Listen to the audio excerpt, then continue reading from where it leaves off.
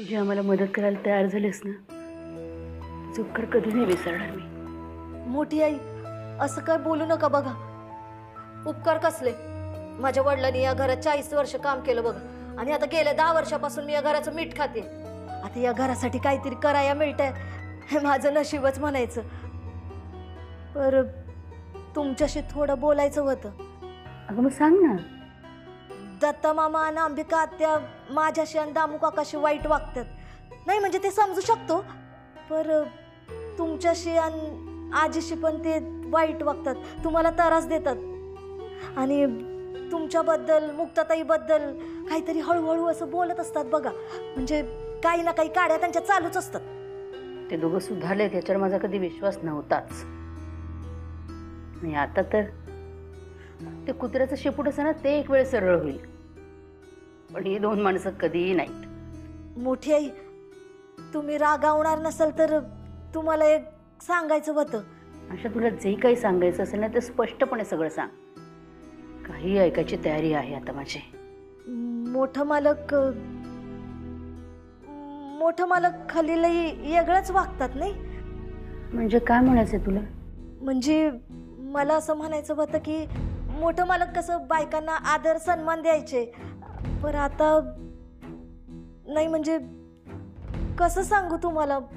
कुठलाही आडपडदा ठेवू नको, स्पष्टपणे सगळं सांग. मोठं मालक घाणेरड्या नजरेनं बघतात माझ्याकडं. म्हणजे मी काम करत असले ना की खूप वाईट नजरेनं बघतात बघा.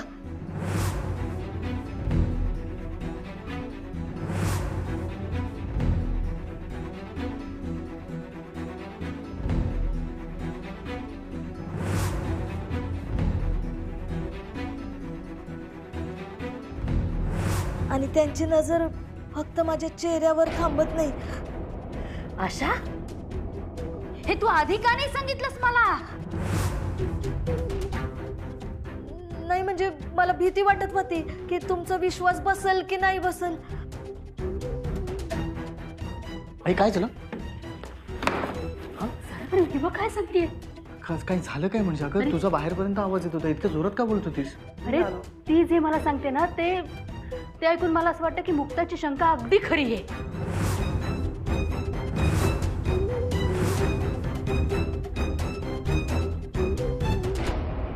तू म्हणतेस तसं असेल बी कदाचित, पण हे समज रावसाहेबा सोडून आणखीन एकाला ठाव असणार. कुणाला आजी? अंबिकाला. पर तिला विचारणार कसं? ती आपल्या वाईटावरच टपलेली आहे. तेच आत्यांना नाही विचारता येणार, ते खोटच सांगतील, नाहीतर आपली दिशाभूल करतील. वय जर त्या कटात सामील असतील ना, रोगात सावध पण होतील. पण आजी, आपल्याला काही करून असं कोणी जुळाभाऊ आहे का हे शोधावंच लागेल. याचं उत्तर जर नाही मिळालं ना, तर अजून कुठल्या शक्यता आहेत का हे तपासून बघावं लागेल.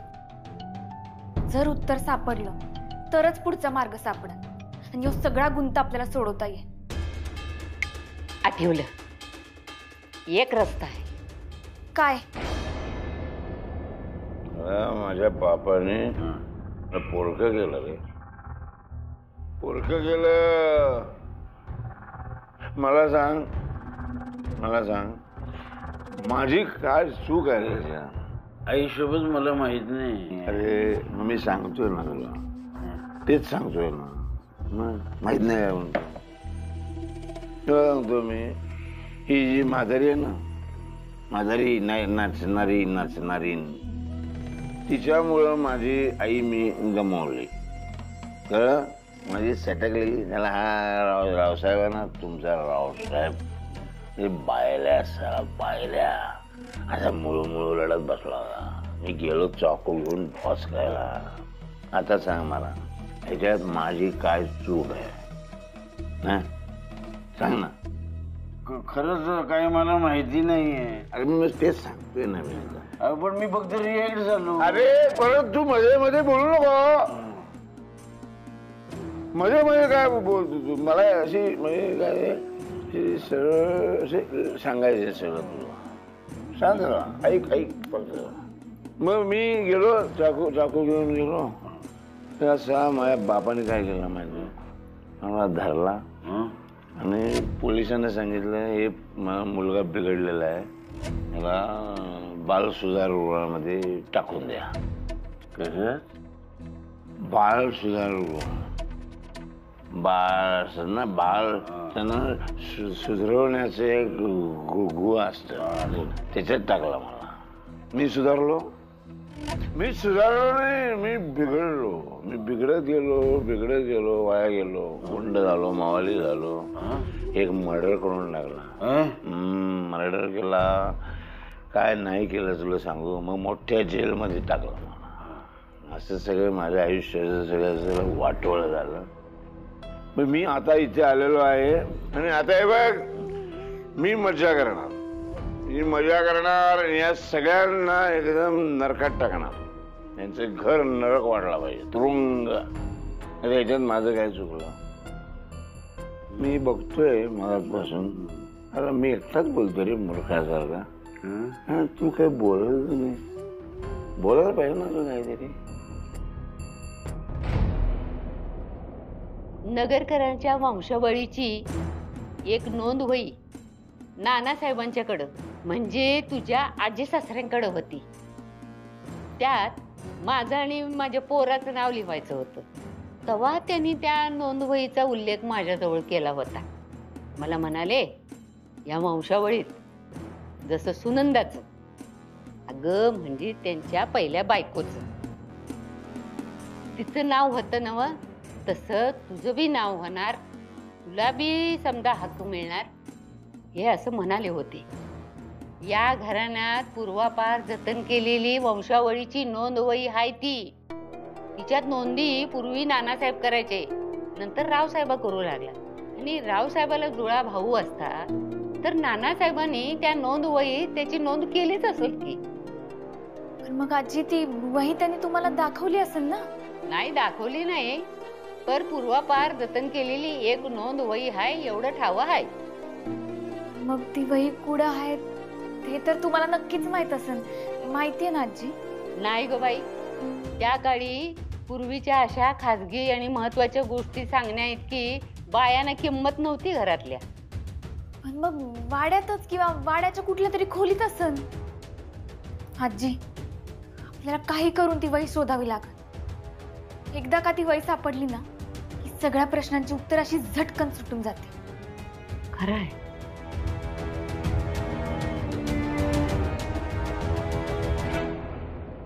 तुला सांगतो मी, नीट ऐक, नीट ऐक. या माझ्या बापाने मला नुसतं घराच्या बाहेर नाही काढलं, वंशावळीतूनच खुचून टाकलं. वळी वंशावळ म्हणजे वळणारी वंशावळ, त्याच्यातनं माझं नाव खोडून टाकलं. म्हणजे काय, माझा जन्मच झालेला नाही असं त्याला सिद्ध करायचं होतं. म्हणजे हा रावसाहेब आहे ना, हा नालायक एकटाच जन्माला आला. हेच तर आहे ना, तू नीट ऐकत नाही. काशीनाथ जन्माला झालेला नाही असं झालं ना, नावच नाही, अस्तित्वच नाही माझं. पण नियतीने माझं खेळ खेळा, नियतीने गंमत केली, माझ्या बापाशी वाजवली. मी सोडून आलो. नाना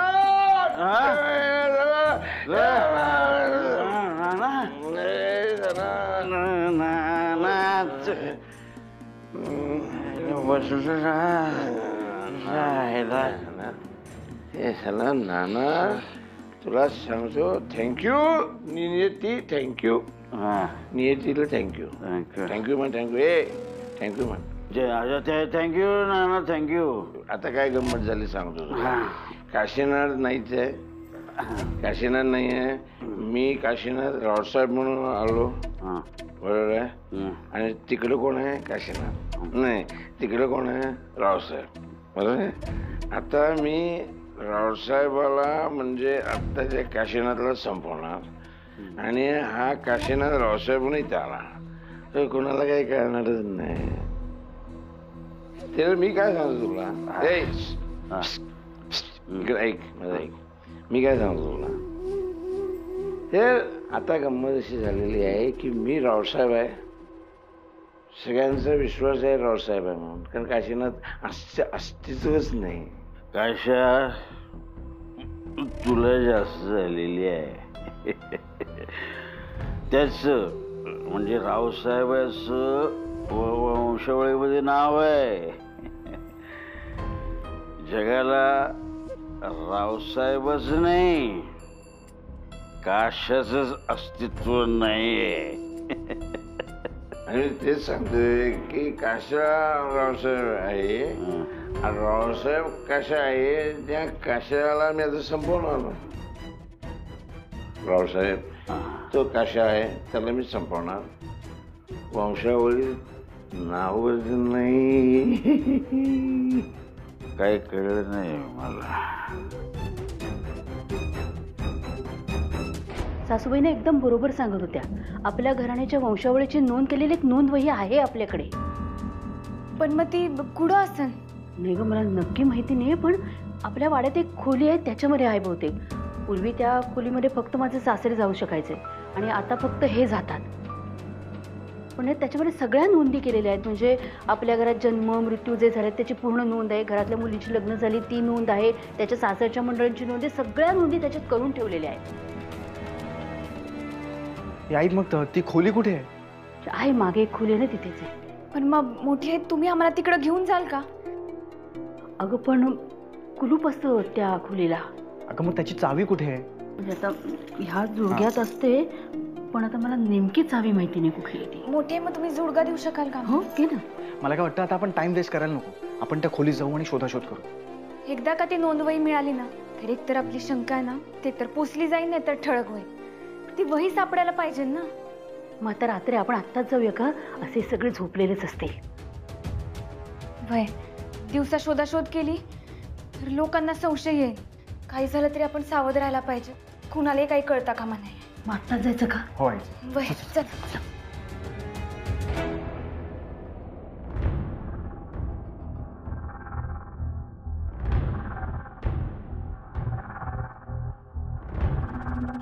मला जे दिसतंय ते तुम्हाला दिसतंय का? नेमकी तू कुठे काय पाहतेस? अहो म्हणजे वाड्यात जे काय चाललंय ते तुम्हाला दिसतंय का? वाड्यात कुठे काय चाललंय? वाड्यात भयान शांतता आहे.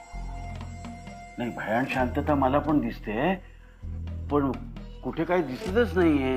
अहो म्हणजे मला जी शंका आहे ती तुम्हाला पण आहे का, की वाड्यात भयंकर काहीतरी शिस्त आहे? कुठे काय शिस्त आहे? वास तर येत नाहीये आणि मगाशी जेवण झाली, मग आता कशाला काय शिजेल? हा, माधवीला पुन्हा काही भूक लागू शकते जेवल्यानंतर, पण ती कदाचित गेली असेल किचन मध्ये काहीतरी शिजवायला, कारण मुलीच्या टेन्शन मध्ये तिला भूक लागू शकते, नाही का? झाली फालतूगिरी करून झाली. अहो मी काहीतरी सिरियसली बोलते. हा, मग तू सिरियसली सांग ना मला, म्हणजे तुला नेमकं काय दिसतंय, काय वाटतंय, कुणावर संशय येतोय तुला? अहो मला असं जाणवतंय की घरात काहीतरी खूप शिस्त आहे. म्हणजे बघा, आशा मगाशी म्हातारीच्या खोलीत गेली तेव्हा बराच वेळ तिथे होती.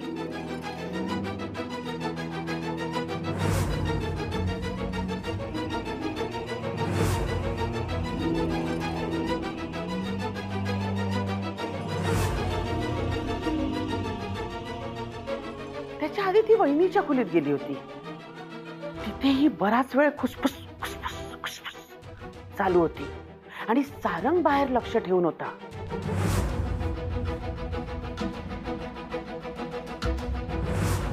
मला वाटतं आपण हे सगळं काशाला जाऊन सांगूया. नाही, नको. तो आता ऐकण्याच्या मनस्थितीत नाहीये, कारण तो स्वतः टाकून आहे. त्याच्यावर कुठलीही जबाबदारी टाकायला नको. त्यापेक्षा चल आपण टाकून येऊया. काय? आपण बघून येऊया. घरात जे काय घडतंय त्याच्यावर आपण बारीक लक्ष ठेवूया. एखाद्याला जरी आपण रेड हँड पकडू शकलो ना तर आपण जाऊन काशाला सांगू शकतो. मग काशा खुश होईल आणि त्याला मिळणाऱ्या रकमेतून आपल्याला मोठा वाटा मिळेल. चला चला, इथे कुठे जात आहे? कुठे? काशा इथे आपल्या घराचा इकडे तिकडे. काय चला. कळतच नाही. चला.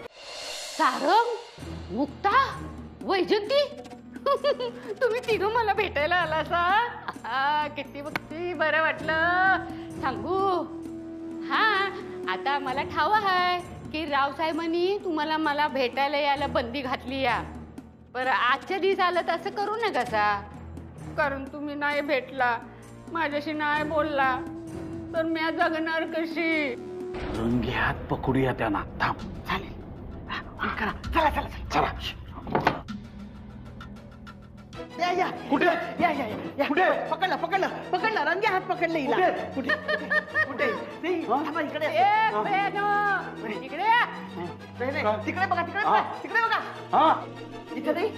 नाही आहेत. हा अरे कुठे? कुठे लपवलंयस? वहिनीला, सारंगला, मुक्ताला बोल. अगं खुळे, अगं रावसाहेबांनी त्या तिघांना इथं यायला बंदी केली. ठाव आहे ना तुला? मग ते इथं कसे असतील? हा, चोरून आलेत. तू त्यांच्याशी बोलत होतीस, आम्ही बाहेरून सगळं ऐकत होतो ना. सगळं आम्हाला माहिती आहे. ए मुक्ता, ए बाहेर लवकर चाल. कुठे आहेस तू? बाहेर ये. हायत त्यासनी डाळून ठेवलंय खाट खाली. हा, तुम्ही काय डोळ्याला झापा लावून आलाय का काय? काय आता इथं मी एकली आहे आणि म्हणते कुठं आहे. तू एकटीच आहेस ना? मग त्यांच्याशी का बोलत होतीस? अरे हे तिघं माझ्या सपनात आले होते. मस्त सपान पडलं होतं. आम्ही गप्पा मारत होतो, हसत होतो. तर सारंगच्या लहानपणीच्या तिला खोड्या सांगत होते ना, तेव्हा मुक्ता खो खो खो खो हसत होती. हा काय ग, सपनात बी ते तिघं येऊ शकत नाहीत? तिथं बी बंदी आहे? हा तसं असल या बाबा मला शिक्षा. तर आता कांच्या बी शिक्षाला घाबरत नाही म्या. ती तुझी नंदाबाई काय म्हणतीये बघ. मला सपनात बोलते म्हणून शिक्षा देणार आहे म्हण. हे सारंग काय म्हणती बघ तुझी लाडकी आत्या. म्हातारी ठार वेडी झाली दिसते. पूल कॅडमॅड झाली. चल निघूया. सरकली. चल. एक मिनिट. आजी, तुझ्यासाठी डबा कोण घेऊन आला होता का जेवणाचा? एक मिनिट. हा, मग अशी आशा या रूम मध्ये आली होती. हा, जेवण घेऊन आली होती. इतका वेळ काय बोलत होती ती तुझ्याशी? हा, बराच वेळ या खोलीत होती ती. बोल.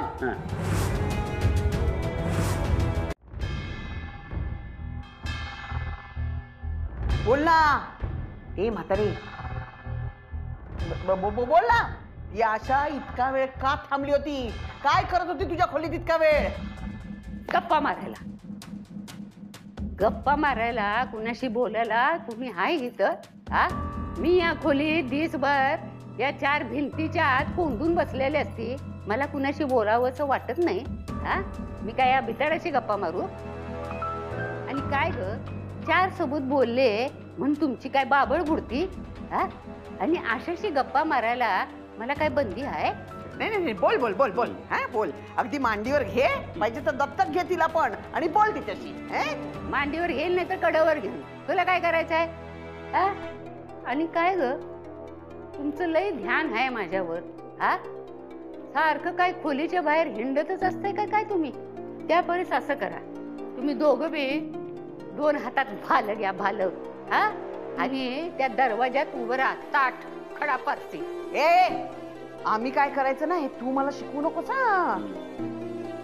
हे बघ, दादाला तुम्ही हे सांगितलं ना तर दादा तुझी काय वाट लावेल ना, ते मग सांगू नकोस आम्हाला. हा,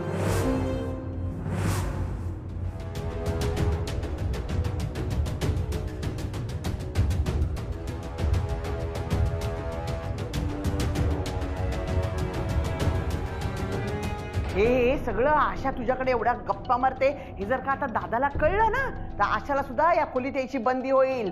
आणि मग सगळीकडनं दरवाजे बंद होतील. आणि मग कैद्याला कसं असं दाराखालून ताट येतं ना, तसं दाराखालून ताट येईल. मग चालेल का तुला? अरे देवा देवा देवा देवा, नाही नाही नाही नाही, असं नका करू माझं चुकलं ग. आयले आली की नाही म्हातारी लाईनीवर.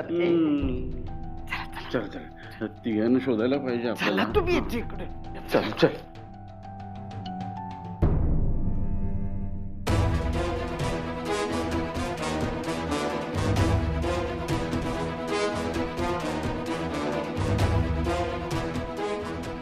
देवी आई, माझ्या मुक्ताला तिच्या कामात यश दे.